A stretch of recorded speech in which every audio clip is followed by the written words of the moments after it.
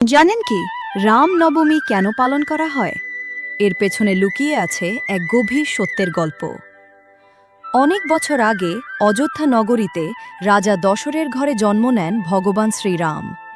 এই দিনটাই আমরা আজ রামনবমী হিসেবে পালন করি। রাম শুধু একজন রাজা ছিলেন না, তিনি ছিলেন সত্য, ধর্ম আর আদর্শের প্রতীক। ছোটবেলা থেকেই তিনি ন্যায় আর সততার পথে চলতেন, কিন্তু জীবনে সহজ পথ বেছে নেননি রাম। রাজ্য, সুখ, স্বাচ্ছন্দ্য সব ছেড়ে তিনি বনবাসে চলে যান। সাথে ছিলেন সীতা আর লক্ষ্মণ।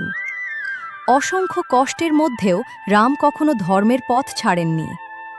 অবশেষে রাবণের মতো শক্তিশালী অশুভ শক্তিকেও পরাজিত করে তিনি প্রমাণ করেন সত্যের জয় একদিন হবেই। এই কারণেই রামনবমী শুধু জন্মদিন নয়, এটা আমাদের শেখায় জীবনে যতই কঠিন পরিস্থিতি আসুক, সবসময় সত্য আর ন্যায়ের পথেই চলা উচিত। আপনার জীবনেও যেন সবসময় সত্যের জয় হয়। জয় শ্রীরাম। আমি আশীর্বাদ করি আপনার পরিবার সুখে থাকুক, আপনার সংসার উন্নতি লাভ করুক। ভিডিওটি ভালো লাগলে চ্যানেলটি সাবস্ক্রাইব করে আমার পাশে থাকুন। হরে কৃষ্ণা।